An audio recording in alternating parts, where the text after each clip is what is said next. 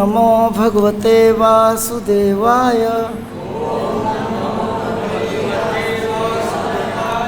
ओम नमो भगवते वासुदेवाय। ओम नमो भगवते वासुदेवाय।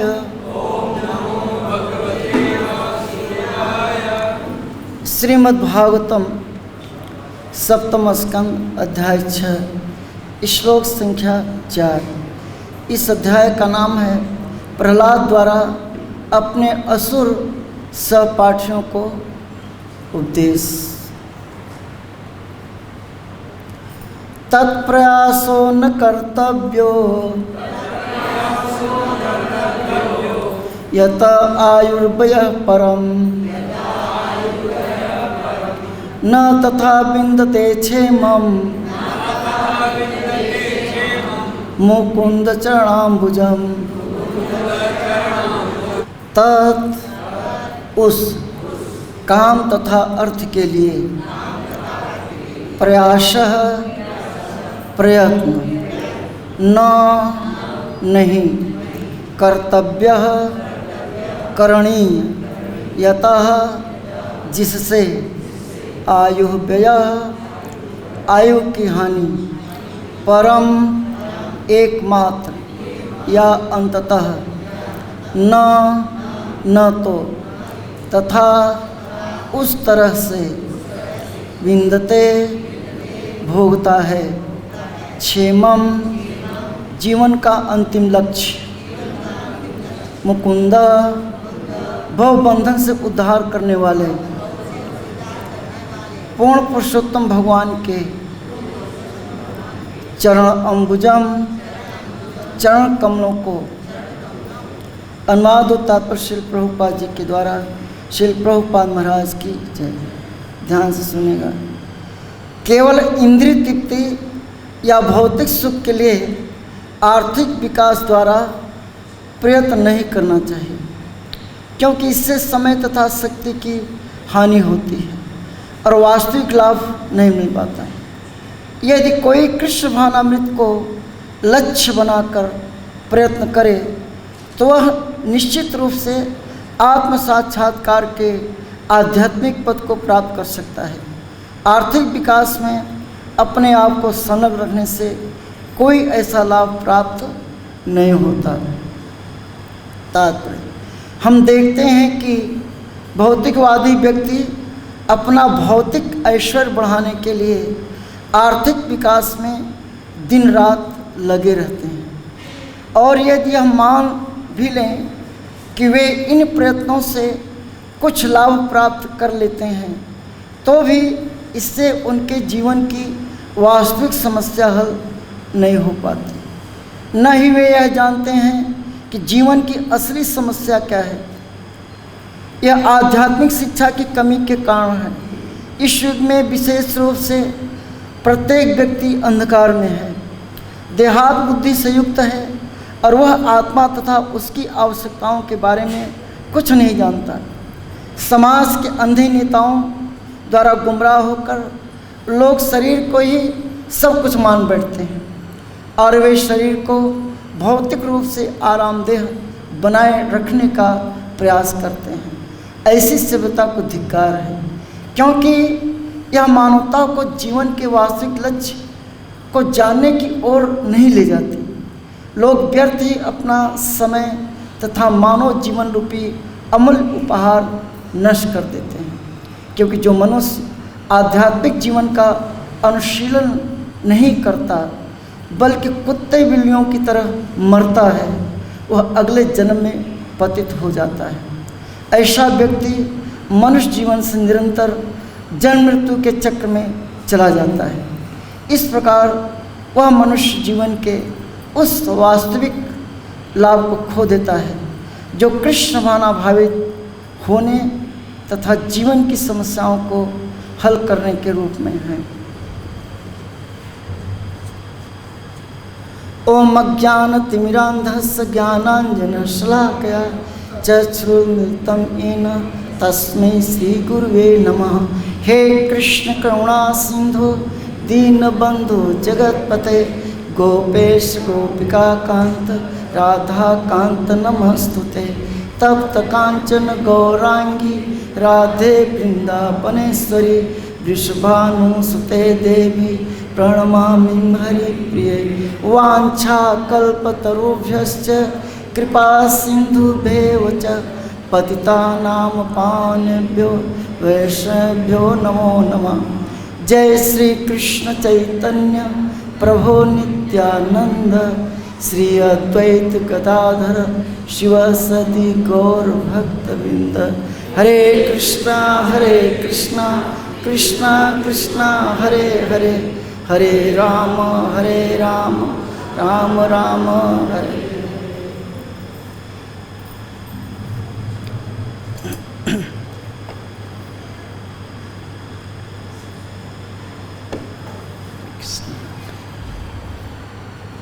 ये जो प्रसंग है इस अध्याय का नाम है प्रहलाद द्वारा अपने असुर सहपाठियों को उपदेश। देखिए, प्रहलाद महाराज स्वयं असुर के घर पैदा हुए। किसके घर? क्योंकि उनके पिताजी महाअसुर थे। आप लोग नाम जानते हैं, हिरण्यकश्यप। लेकिन उनको ये दिव्य ज्ञान कैसे प्राप्त हुआ? आप लोग सब भक्त हैं, चूँकि कथा सुनते रहते हैं, सत्संग से। किससे? सत्संग से। क्योंकि जब इंद्र कयाधु को अपहरण करके ले जा रहे थे तो उस समय प्रहलाद महाराज अपनी माँ के गर्भ में थे और इंद्र इस उद्देश्य से लेके जा रहे थे कि अभी तो जो हिरण्यकश्यपु है एक ही सारे देवताओं पर भारी है। क्योंकि प्रहलाद महाराज के पिताजी इतने बलवान थे, है ना, तपस्या के बल पर कि सारे देवता परेशान थे, है ना। और भागवतम बताया गया है कि जब वो सिंहासन पर बैठते थे हिरण्यकश्यपु, तो जितने भी देवता थे वो उपहार लेकर के हजूरी करते थे, मिलने जाते डेली। इतना उनका था। तो इंद्र ये से घबराया था कि जब एक पिता इतना कार्य कर रहा है, हम लोग का जीना हराम कर दिया है, तो अगर ये दूसरा पैदा हो जाएगा, उसका बेटा आ जाएगा, तो बाप बेटे मिलकर तो बहुत नुकसान पहुंचा देंगे। इसलिए गर्भ में ही इसको क्या करो, मार डाल दो। क्या उद्देश्य था? किसका? इंद्र का। तो कौन मिले रास्ते में? नारद जी। लो मां साधु संग सर्व सिद्ध है। नारद जी आकाश मार्ग मिले। अरे कहाँ अपहरण करके लेके जा रहे हो? कि इसके गर्भ में जो एक दुष्ट राक्षस है ना, उसका अंश हिरण्यकश्यप का, उसका वध करना है। अरे कहीं आपसे बहुत बड़ा अनर्थ होने जा रहा है, क्योंकि आपको नहीं मालूम, मुझे मालूम है कि कयाधु के गर्भ में क्या कौन है। ये तो भगवान का महान भक्त प्रहलाद महाराज जी। तब जो है नारद जी की बात सब मानते थे, चाहे देवता हों और चाहे दानव। अब भक्त को ऐसे ही होना चाहिए। प्रभुपाद जी कहते हैं जैसे हमारे जो प्रचारक हैं उनको नारद जी की तरह होना चाहिए, कि नारद जी बिना अपॉइंटमेंट के भी मिल लेते थे किसी से, किसी से भी मिल सकते थे। तो नारद जी ने कयाधु को लेकर के अपने आश्रम में लेके गए। आप सब कथा मालूम है और किस तरह से उन्होंने श्रीमद् भागवतम का दिव्य ज्ञान दिया। और प्रहलाद महाराज बाहर आए गर्भ से, और 5 साल के जब हैं तो वही उपदेश जो माँ के गर्भ में रह करके श्रवण किया था, वही उपदेश क्या कर रहे हैं, एज इट इज किसको दे रहे हैं? असुरों को सहपाठी थे, कि उनका जन्म असुर परिवार में हुआ था। तो जितने साथी थे पढ़ने वाले वो सब क्या थे? असुर ही थे। तो जब उनको अवसर मिला तब ये श्लोक बोल रहे हैं। ये ऐसा प्रसंग है। देखिए अब इसमें प्रभुपाद जी समझा रहे इसी बात को कि भौतिक संसार के लोग नहीं वे यह जानते हैं कि जीवन की असली समस्या क्या है। यह आध्यात्मिक शिक्षा की कमी के कारण है। इस युग में विशेष रूप से प्रत्येक व्यक्ति अंधकार में ही है और देहाव बुद्धि से युक्त है। देखो, जीवन को प्रकाशित करने के लिए एक आध्यात्मिक गुरु की आवश्यकता होती है। जैसे प्रहलाद महाराज को प्रकाशित किसने किया? उनके हृदय में दिव्य विज्ञान कौन प्रकाशित किया? नारद जी, गुरु। आज पूरे दुनिया में हमारे इस्कान के संस्थापक आचार्य श्री प्रभुपाद जी, शुद्ध भक्त का क्या प्रभाव होता है इससे पता चलता है कि प्रभुपाद जी ने किस तरह से विदेश में जा कर के अपना एसोसिएशन दिया और दिव्य विज्ञान दे करके, और आज इतना बड़ा प्रचार कर दिया कि जिसका दृश्य हम यहाँ पर बैठ करके देख रहे हैं। कल्पना कीजिए, अगर प्रभुपाद जी नहीं गए होते तो आज वृंदावन में, मायापुर में ऐसा दृश्य नज़ारा नहीं देखता कि पूरे दुनिया के लोग आकर के क्या बोले हैं, हरे कृष्णा कृष्णा कृष्णा हरे हरे, हरे राम राम राम। ये शुद्ध भक्त लक्षण। और आप लोग खुद सोचिए कि आज यहाँ बैठे हैं और कथा सुन रहे हैं, और जो व्यक्ति यहाँ बैठा हुआ है अपने फ्लैशबैक में जाए, जब वो इस्कान के किसी भक्त से नहीं मिला था और प्रभुपाद जी की पुस्तक नहीं पढ़ा था, एक तरह से भौतिक जीवन जी रहा था, उस समय में आपकी क्या स्थिति थी, अब इसमें आपकी क्या स्थिति थी, ये कल्पना कीजिए कि कोई न कोई आपको भक्त जरूर मिला होगा और आपको किताब दिया होगा, माला पकड़ाया होगा, प्रार्थना किया होगा कि आप जप करना शुरू कर दीजिए। राइट, ऐसे हुआ ना? तो अंतर आप खुद महसूस करते हैं, यही एसोसिएशन है। तो नारद जी अपना संग दे करके, दिव्य ज्ञान दे करके प्रहलाद महाराज को तैयार कर दिया। अब प्रहलाद महाराज उपदेश दे रहे हैं, एक कह रहे हैं कि पूरा संसार के लोग क्या हैं, अंधकार में हैं। प्रभुपाद जी समझा रहे हैं, यही सच्चाई है। हम सब अंधकार ही में थे, आज प्रकाशित हुए हैं। राइट, इसके पहले हमारा भी क्या था, अंधकार में था। हमारा उठने का कोई टाइम नहीं था, सोने का कोई टाइम नहीं था, जो चाहते तो वही खाते थे। राइट, कोई दिनचर्या नहीं थी। यही स्थिति, ये पूरे संसार की यही स्थिति है। ये तो प्रभुपाद जी कृपा से जो भक्तों के संपर्क में आता गया, उसका जीवन पर परिवर्तित होता गया। प्रहलाद महाराज की शिक्षा से ये हम सबको सीखना चाहिए, किस तरह से प्रहलाद महाराज का जीवन परिवर्तित हो गया कि 5 साल का बालक उपदेश दे रहा है।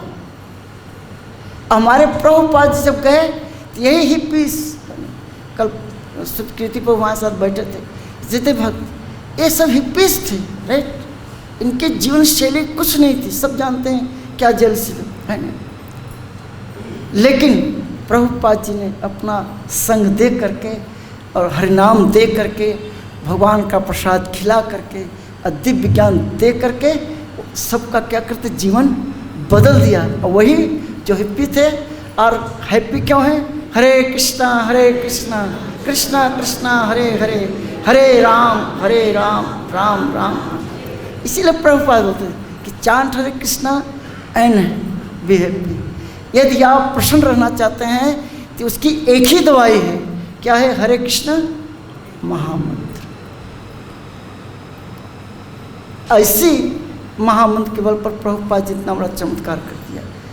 तो कहने का तात्पर्य है कि लोग अंधकार में हैं, और अंधकार वही दूर कर सकता है जो इस अंधकार से अपने आप से को प्रकाशित कर लिया है। अर्थात हमारे जितने प्रचारक हैं, भक्त हैं, कृष्ण भक्त, आप सब जो बैठे हैं, आप सबकी जिम्मेदारी है कि घर घर जा करके, स्टेट स्टेट जा करके हरे कृष्ण महामंत्र का कीर्तन कीजिए, जप कीजिए और सबको क्या करिए, हर नाम दीजिए और ये दिव्य संदेश बांटिए। माने उनके भी हृदय को आप क्या करिए, प्रकाशित करिए, उनकी अज्ञानताओं को क्या करिए, दूर करिए कि लोग अंधकार में हैं। ये सच्चाई है, ये सच्चाई है, ये हमारी जिम्मेदारी है। वही प्रभुपाद जी यहाँ पे विश्व में प्रत्येक व्यक्ति अंधकार में है, अध्यात्म बुद्धि में है। ये देहात्म बुद्धि जो है बहुत बड़ी बाधक है। आप समझिए, आप लोग जितने लोग बैठे हैं सबका आधार कार्ड बना है कि नहीं बना है? हाथ बोले हाँ। आधार कार्ड, आईडी, पासपोर्ट बना ही नहीं बना? सबका बना है, लेकिन कुछ तो बना है। मतलब आईडी आपका जरूर होगा। मेरा कहने वाला कि आईडी जरूर बना होगा, कुछ तो कुछ आईडी सबके पास है। अब आप बताइए कि जो आईडी है, जब आप रेलवे स्टेशन जाते हैं, किसी गवर्नमेंट ऑफिस जाते हैं, एयरपोर्ट जाते हैं, तो जो सरकारी अधिकारी होते हैं वो आपका क्या पूछता है कि आपका आईडी क्या है, राइट? ये पूछता है ना कि आपका आईडी क्या है। अब आप आधार कार्ड क्या करते हैं, दिखाते नहीं दिखाते हैं, क्योंकि ये मेरा आईडी है। और आप अपनी फ़ोटो दिखाते हैं ना, वो जो फ़ोटो छपी रहती है, वही फ़ोटो से तो मिलाता है वो कि आप असली है, जो फ़ोटो है वही आप है, राइट? लेकिन यही देहात बुद्धि है। सच्चाई क्या है कि हम आत्मा हैं, हमारी तो कोई फ़ोटो होती ही नहीं। समझिए हम क्या समझाना चाहते हैं। सच्चाई ये है कि हम आत्मा हैं और आत्मा का जो माप बताया गया है कि अब हमारे तो बाल ही नहीं है, आप बाल उखाड़िए और उसका हजारावा अंश इतना सूक्ष्म होता है जिसका आप फोटो क्लिक नहीं कर सकते, राइट? लेकिन जब आईडी मांगा जाता है तो कहता है ये मेरा आईडी, जबकि हम आत्मा हैं, हमारी कोई आईडी नहीं है देखा जाए तो, राइट? क्योंकि जो आपकी आईडी है ये आपकी नहीं है, आपके शरीर की है, आत्मा की क्या समझिए। ये आपके शरीर की आईडी है। जो दिखाई देता है वो शरीर है, जो नहीं दिखाई, जो आप हैं और दिखाई नहीं देते वो आप हैं, आत्मा। जो दिखाई नहीं देता वो आप हैं। इसीलिए जब शरीर आत्मा छोड़ देती है तो परिवार के लोग किसके सामने रोते हैं? आपके साथ रोते हैं, आपके लिए रोते हैं, आपके शरीर के सामने बैठ करके। चला गया। और जिसके साथ प्रेम करते थे, गले लगाते थे, राइट, हाथ मिलाते थे, वो सामने शरीर पड़ी हुई है और कहते हैं चला गया। तो देहात्म और आत्मज्ञान का यही अंतर है, ये समझना बहुत जरूरी है। तो प्रभुपाद जी समझा रहे हैं कि ज़्यादातर हम जो हैं देहात बुद्धि में ही रहते हैं। कोई भी क्यों न हो, बड़े बड़े विद्वान, सब बड़े बड़े, सबको आत्मा और शरीर का ज्ञान पता है। गीता के श्लोक याद हैं। अभी हमारे एक प्रभु जी वृंदावन में रहते हैं, उन्होंने अपने छोटे से बेटे से मिलवाया कि किसको 12वें अध्याय तक का सारा श्लोक याद है। और एक बनारस में एक लड़का है छोटा सा, उसको 18 अध्याय के श्लोक याद है। और कैसे याद है कि 1 नंबर श्लोक से लेकर के पूरा पढ़ लेगा और बैग भी पढ़ सकता है उसी स्पीड से। ये दिमाग किसने दिया? भगवान दिया है। लेकिन इतना ज्ञान होने के बाद देहात बुद्धि में इंसान क्या होता है? जकड़ा होता है। ये समस्या है हमारी, यही समस्या है कि हम जो है देहात बुद्धि से निकल नहीं पा रहे हैं। ये हमारी समस्या है। अरे तभी होगा सब महात्मा से दुर्लभ। उसके लिए बड़ी मेहनत करनी पड़ेगी। प्रभुपाद जी ने जो साधना दिया हुआ है, अब देखिए प्रभुपाद जी की टेक्निक देखिए। प्रभुपाद जी ने पूरे दुनिया में एक ही सिस्टम रखा है कि सुबह आप 3:30 बजे उठेंगे और 4:30 बजे किसके लिए आएंगे? मंगल आरती। ये देखो आप सब जानते हैं मंगल आरती। अब आप बताइए कि मंगल आरती से लेकर के अभी तक का जो कार्यक्रम है प्रभुपाद जी किसके लिए दिया है? ये बताइए। आत्मा के लिए, क्योंकि भगवान का दर्शन, भगवान के नाम का जप, कीर्तन और कथा जो भी चल रही है, ये किसका भोजन है? आत्मा का। यही हमारा भोजन है। लेकिन जो हम प्रसाद महा में जाते हैं और महाप्रसाद गोविंद करके जो हम पाते हैं, वो किसका प्रसाद होता है? शरीर का होता है। तो प्रभुपाद जी ने बहुत ही दिमाग लगा के पहले आत्मा को मजबूत किया कि सुबह 3:30 बजे उठ करके भगवान का दर्शन कीजिए, भक्तों से बैठ करके जप करिए, फिर गुरु पूजा करिए और उसके बाद फिर भागवतम कक्षा अटेंड करिए। जब आत्म भोजन आत्म की तृप्ति हो गई और उसके बाद फिर शरीर को भोजन देना चाहिए, क्योंकि भोजन दोनों को जरूरी है। तो भक्त और अभक्त में यही बड़ा अंतर है कि भक्त इस चीज़ के प्रोसेस में लगा रहता है ना, लेकिन जो अभक्त होता है उसका टाइम टेबल बिल्कुल उल्टा होता है। वो सुबह 3:30 बजे तो कुछ लोग तो जाते ही 3 बजे सोने के लिए हैं कि रात भर तो पार्टी अटेंड करते हैं, दारू पीते हैं, क्या क्या करते हैं, राइट। जब सोने का समय होता है, उठने का समय होता है, तो वो सोने के लिए जाते हैं। और जब उठने का समय होता है तो सोने के लिए जाते हैं, और जब सोने का समय होता है वो जागते रहते हैं। अब कितने अंधकार में हैं, अब उठते भी हैं तो उनका लक्ष्य भगवान का दर्शन नहीं होता।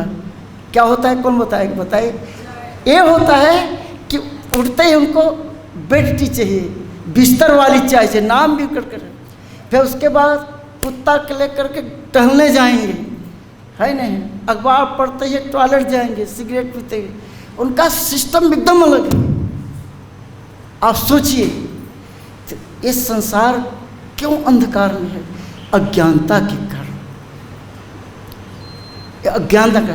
तो हमारी सबसे बड़ी रिस्पॉन्सिबिलिटी है कि इन अज्ञानियों को पकड़ पकड़ के ज्ञान दो, इनकी अज्ञानता क्या करो? दूर करो। अब प्रभुपाद जी ने यही किया।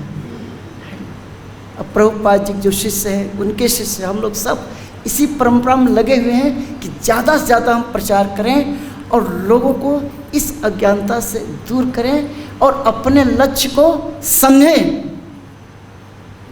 प्रभुपाद जी एक उदाहरण दिया करते थे कि जैसे गाड़ी है, उसका भोजन क्या है? Petrol, diesel, CNG. लेकिन जो गाड़ी को चलाता है उसका भी भोजन होता है, ड्राइवर, उसका भोजन क्या होता है? चावल, दाल, रोटी, सब्जी, राइट। लेकिन भोजन दोनों को चाहिए। तो उसी प्रकार से जो हमारी शरीर है, इसका भोजन है प्रसाद, जो गीता भगवान कहते हैं पत्रम पुष्पम फलम तम, मुझे भोग लगा कर अर्पित करना चाहिए, ये वो देना है। और अपना खुराक क्या है? मंगल आरती से लेकर के अब तक का जो 9 बजे तक का जो कार्यक्रम, ये किसके लिए? आदमी। अब प्रभुपाद क्या सिस्टम है कि पहले अपने आप को तृप्त करो, अपना भोजन लो, राइट। और जब चार्ज हो जाओ फिर जाओ शरीर को चार्ज करो, खूब प्रसाद पाओ आराम से। लेकिन उसके बाद जाके सो मत जाओ। क्या करना है? प्रचार करना। जिसकी जो रिस्पॉन्सिबिलिटी है उस सेवा में आप करो, लग जाओ। यही वैष्णव सिद्धांत है। सिद्धांत, साधना और सेवा कितना सिंपल है हमारा। हमारा सिद्धांत मजबूत होना चाहिए। जो हमारी फिलॉसफी है उस पर हमें किसी प्रकार का शंका नहीं चाहिए। सिद्धांत मजबूत होना चाहिए तो साधना अपने आप क्या होगी? मजबूत होगी। तो साधना और सिद्धांत ये दोनों एक दूसरे के पूरक हैं। आपकी साधना जितनी मजबूत होगी, इसका हम लोग का आप सिद्धांत में क्या है? क्लियर है। तो साधना और सिद्धांत में जब आप मजबूत हो जाते हैं तब सेवा में क्या होती है?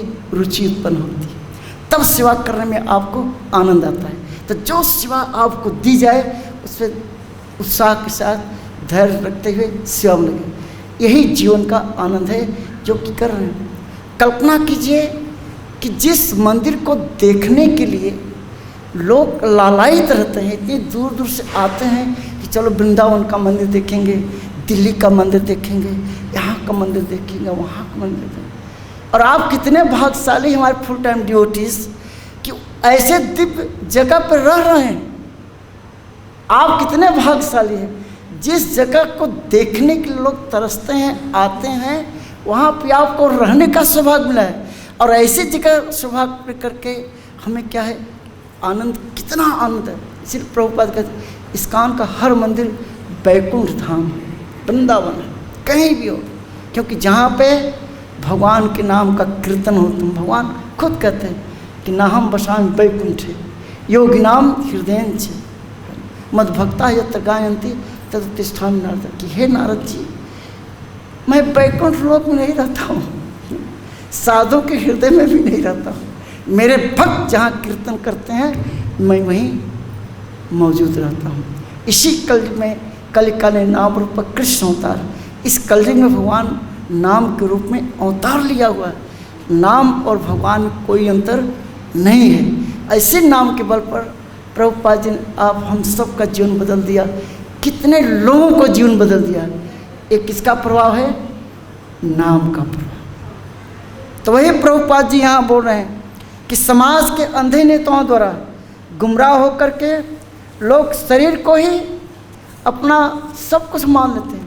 ये शरीर कुछ नहीं है, आप जानते हैं। देखिए, अगर दूसरा अध्याय सब लोग पढ़ चुके हैं, दूसरा अध्याय भगवत गीता का दूसरा अध्याय, उस अध्याय का नाम क्या है, गीता का। अगर आपने ये दूसरा अध्याय समझ लिया तो आपका जीवन बिल्कुल बदल जाएगा, आप देहा बुद्धि से परे हो जाएंगे। ये जो प्रभुपाद जी एक लाइन समझा रहे हैं कि जानते हैं क्यों, क्योंकि गीता का जो दूसरा अध्याय है वो आत्मा और शरीर के बारे में बताया गया है ना। ये सुनना बहुत आवश्यक है। आप देखो कुल कितनी योनियाँ होती हैं, बोलिए, आप लोग बोला करिए। 84 लाख, देखो सब पता है। वास्तव में आप लोग सब पंडित हो, जो कथा डेली सुनता है वो पंडित विद्वान होता है। अब 84 लाख योनियाँ, 84 लाख योनि मतलब कि 84 लाख प्रकार की क्या होती है, बॉडीज क्या होती हैं, शरीर होती, देह होती, जिसमें जल योनि है न, पक्षी, कीड़े मकोड़े, मनुष्य में कितने प्रकार के, तो ये सब मिलाकर 84 लाख। तो ये संसार का नियम है कि इस संसार में जो भी आएगा जीवात्मा वो शरीर के साथ ही आएगा। अपने कर्मों के माध्यम से उसको जो शरीर दी गई है वो शरीर लेके आएगा।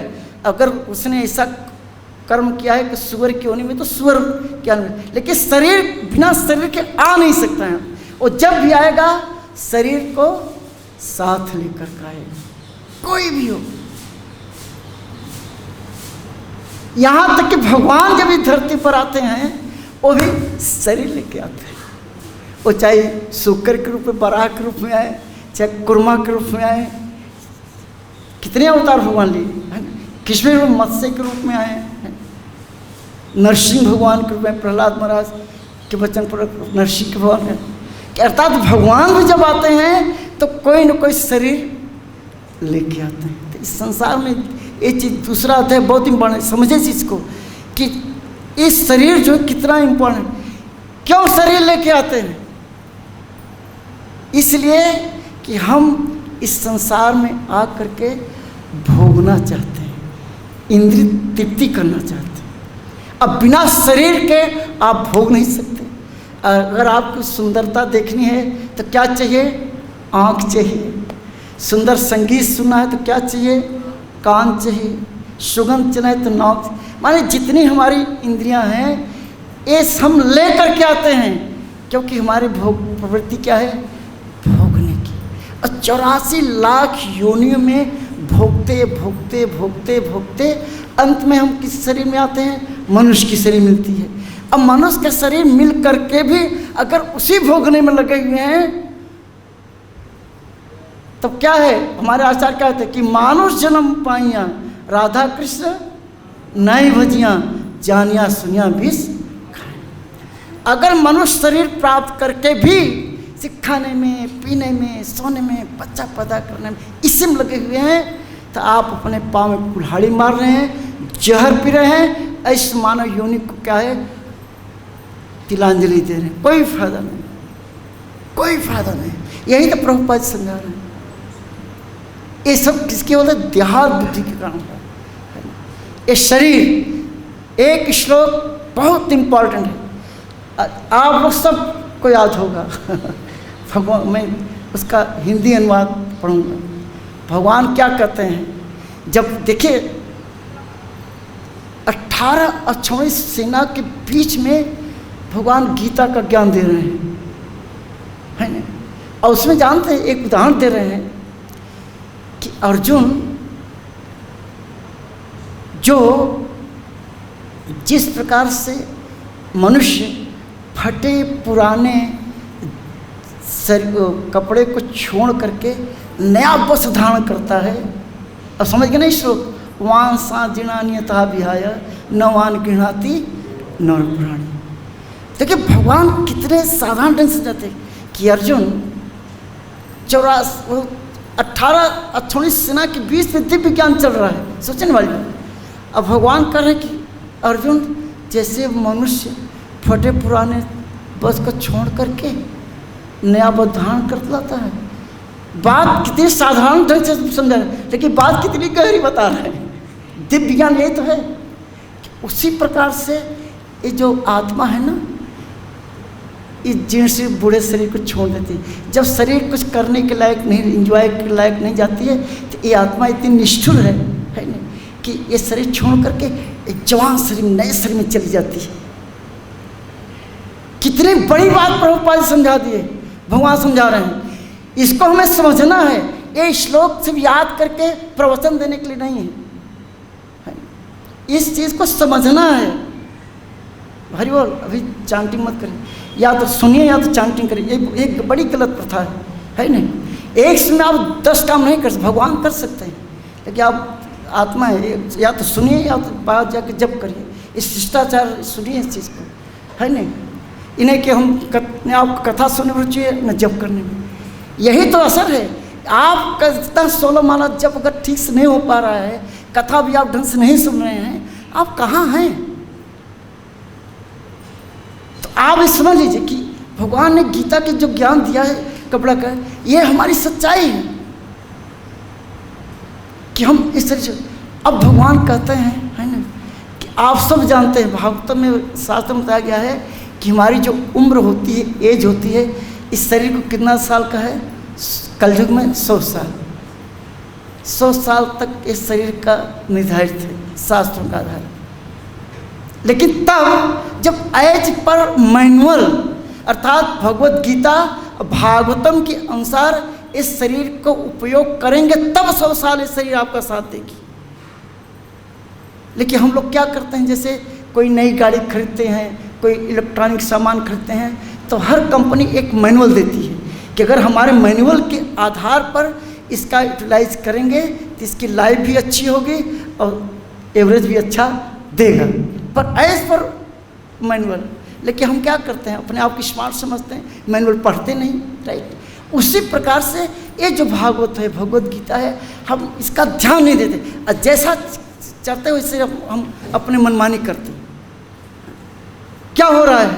वो सब अंधकार में है, लक्ष्य पता नहीं है, मांस खा रहे हैं, मदिरा पी रहे हैं, तंबाकू खा रहे हैं, चूल्हा नहीं फंसे, बस ऐसे कर रहे हैं। ऐसा क्यों है? क्योंकि मैनुअल के साथ चल ही नहीं रहे। हाँ, तो 70 साल के 50 साल के साथ कब मर जाए कुछ कहा नहीं जा सकता।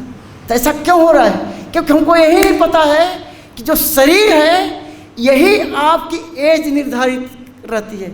इस धरती पर आप कितने साल तक रहेंगे ये किस पर निर्भर करता है? शरीर पर। क्योंकि आत्मा तो क्या है? अजो नित्यम शाश्वतम पुराणम। हमारा तो कभी जन्म ही नहीं होता, हम आत्मा है ना। परमात्मा का समझिए इस बात को, है नहीं दोबारा जाके दूसरा अध्याय पढ़िए, ये समझिए इस चीज़ को। हम जो समझ यही समझना है कि ये जो है इस शरीर, अगर आपकी शरीर स्वस्थ है, जब तक शरीर है तभी तक आत्मा शरीर के साथ रहेगी। ये भगवान ने दूसरे धर्म क्लियर कर दिया। अगर आपकी शरीर गड़बड़ हो गई और कोरोना ने जकड़ लिया, आप जान लीजिए जो कोरोना जो वायरस है वो किसको पकड़ता है? वो आपको थोड़ी पकड़ता है, आपके शरीर को दबाता है। ये जितने रोग होते हैं, एक लाइन प्रभुपाद जी बोल दिए हैं, प्रभुपाद जी की लाइन समझने लायक है। प्रभुपाद जी इसी में कहते हैं कि सारी सब जो इस संसार की सबसे बड़ी समस्या है उसको लोग जानते ही नहीं। सबसे बड़ी समस्या क्या है? मृत्यु। कोई भी मरना नहीं चाहता। गीता भगवान समझाते हैं कि बेटा जिसका जन्म ले लिया अर्जुन, उसका मृत्यु पक्की है। जन्म कौन लेता है? शरीर। आत्मा वो तो शाश्वत होता है। अजो नित्यम शाश्वत होगा, नैनम नैनम दहेज पाप कर। आत्मा का हमारा तो कोई बिगाड़ ही नहीं सकता। बिगड़ता किसका है? शरीर का। तो बुढ़ापा कौन होता है? शरीर बूढ़ी होती है, हम बूढ़े नहीं होते। बूढ़ी कौन होती है? शरीर होती है। राइट।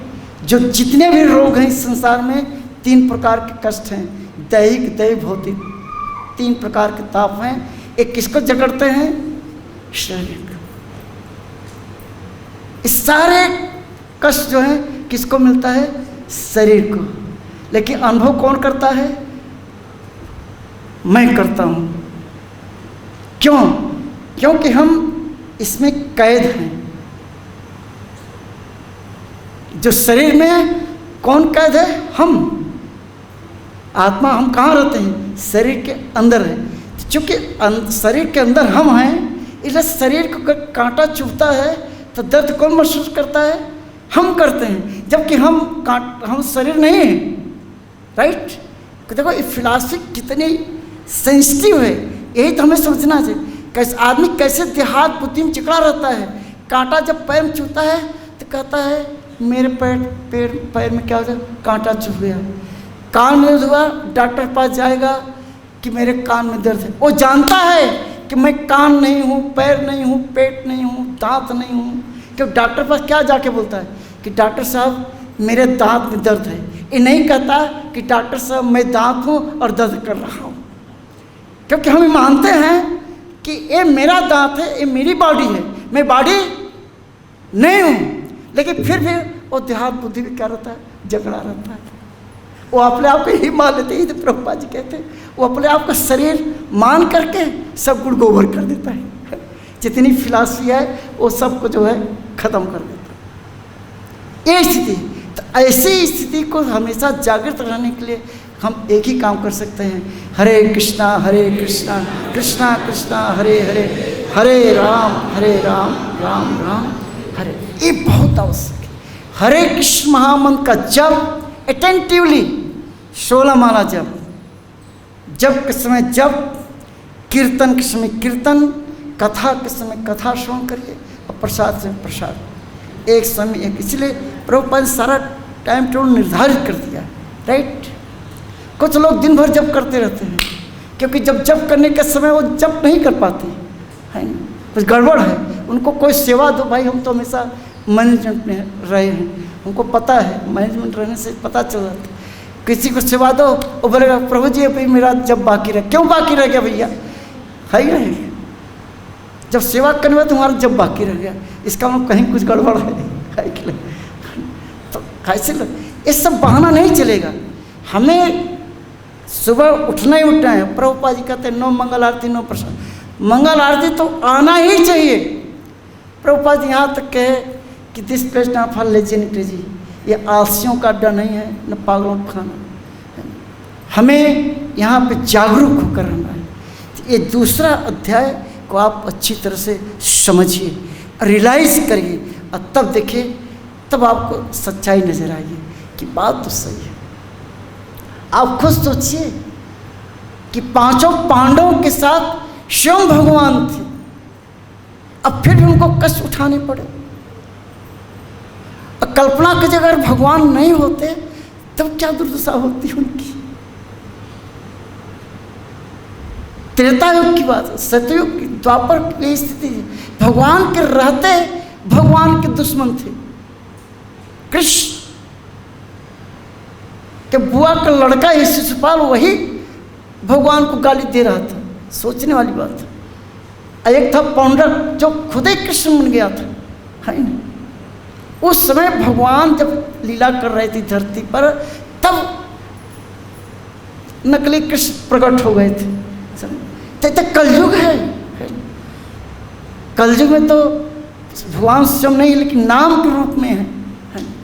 तो हम लोग कितने सौभाग्यशाली हैं। कलयुग जानते हैं, इसीलिए अच्छा माना गया है, क्योंकि कलयुग में हमें बड़े बड़े यज्ञ अनुष्ठान करने की, तपस्या करने की जरूरत नहीं है। हमें क्या करना चाहिए? हरिनाम संकीर्तन की, हरे कृष्णा कृष्णा कृष्णा हरे हरे, हरे राम अगर हरे कृष्ण महामंत्र का जप करेंगे, कीर्तन करेंगे, अब प्रभुपाद जी के बताए गए निर्देश पर चलेंगे, तो निश्चित रूप से हम इस भव संसागर से क्या हो जाएंगे? तर जाएंगे। इतना आसान तरीका अगर हम नहीं कर सकते, फिर हम क्या कर सकते हैं? आप जानते हैं त्रेता युग, सतयुग में सबसे ज़्यादा भगवान को प्रकट होना पड़ा। आप जानते हैं सबसे ज़्यादा अवतार भगवान किस युग में लिया है? सतयुग में। ये जो प्रहलाद महाराज की चर्चा चल रही है, ये घटना कब की है? सतयुग की है। भगवान को कितने अवतार सतयुग में लेना पड़ा, क्योंकि सतयुग हो करके भी कितनी लड़ाइयाँ होती थी। हाँ, तभी तो भगवान को आना पड़ता है ना। जब अधर्म की हानि होती है, अधर्म का उत्थान होता है, धर्म का, तो भगवान अवतार लेना पड़ता है। भगवान गीता में बता दिए हैं। उसके बाद त्रेता युग में रावण आ गया, है ना। फिर द्वापर में कंस जैसे अत्याचारी आ गए, है ना। वास्तव में भगवान को इतना दंड अवतार लेना पड़ रहा था। तो हमारे प्रभुपाद इसीलिए होते थे कि भैया, इसीलिए दुष्ट मत बनो।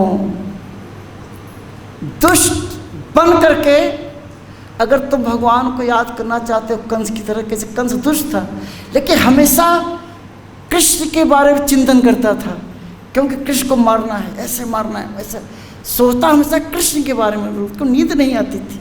ऐसे रावण का भी ये हालत था, दिन रात राम ही नजर आते थे उससे।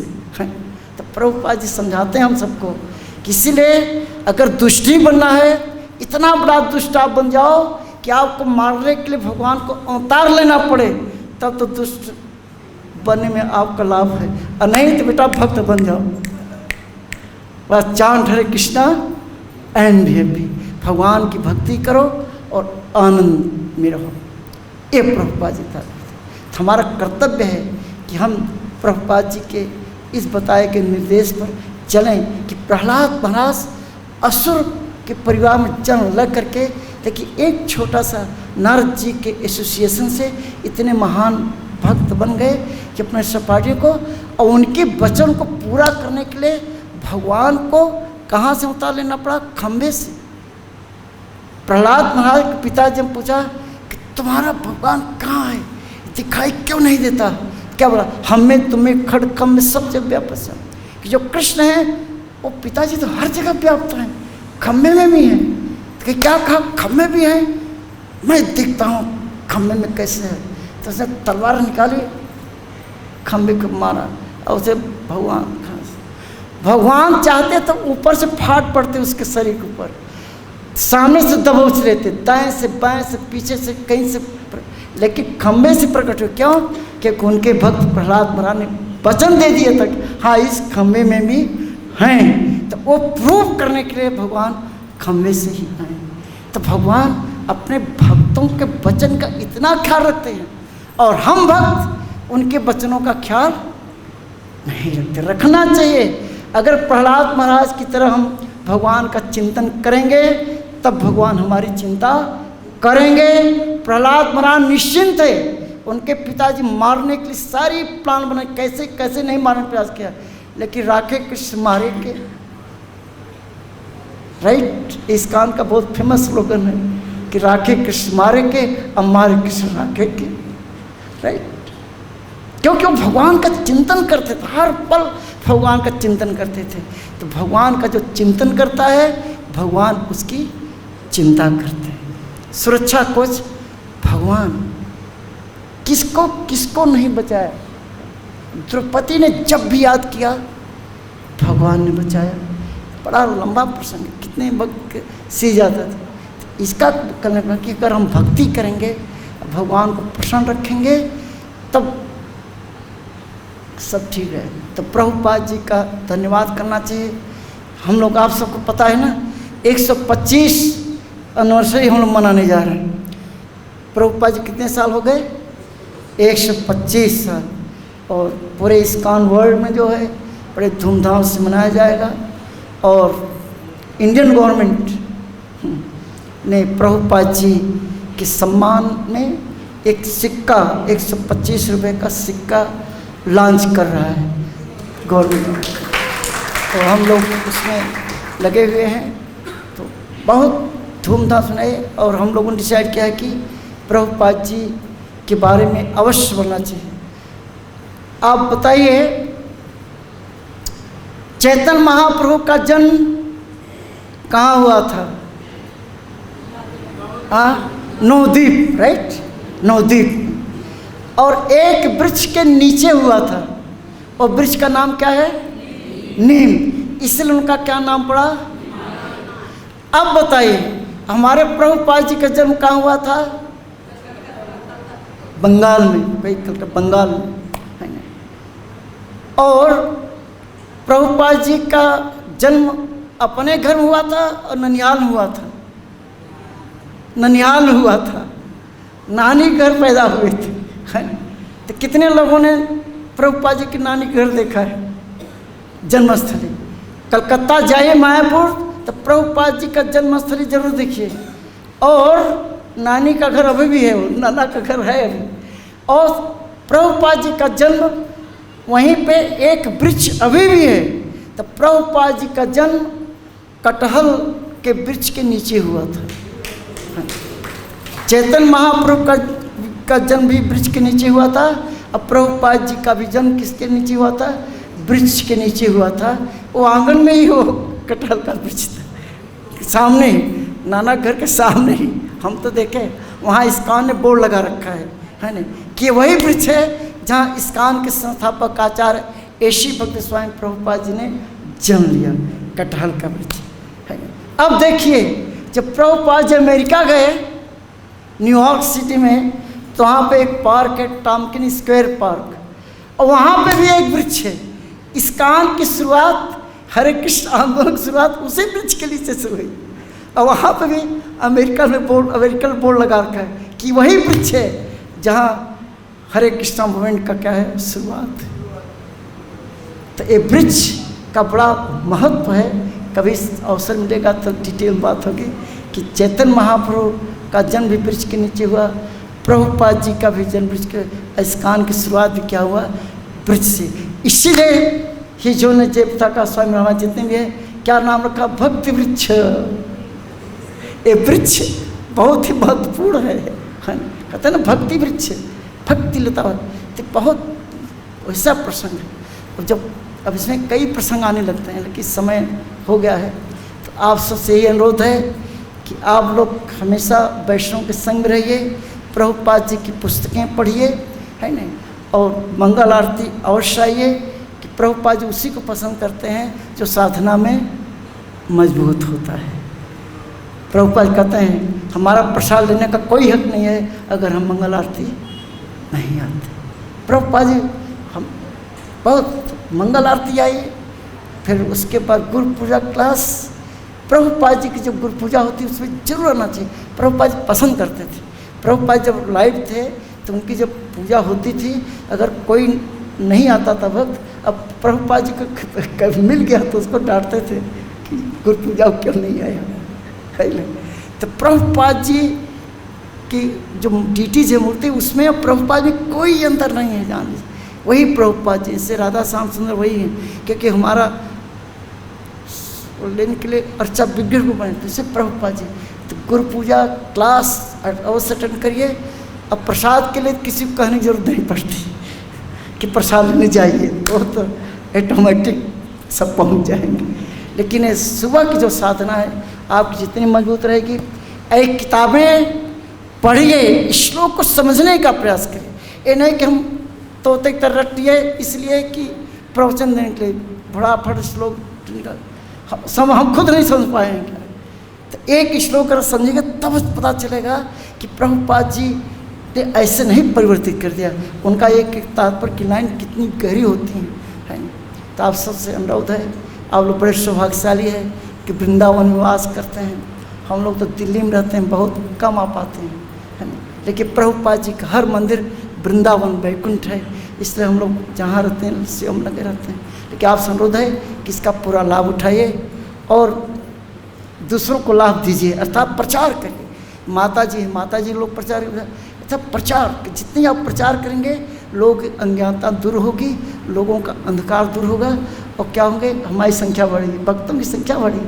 प्रभुपाद पर बहुत प्रसन्न होते थे। तो आप लोग सब क्या बनिए, प्रचारक, खूब प्रचार, जैसे नारद जी जैसे प्रचार है। प्रभुपाद बोलते थे कि हमारे प्रचारक नारद जी से होना चाहिए। हरे कृष्ण।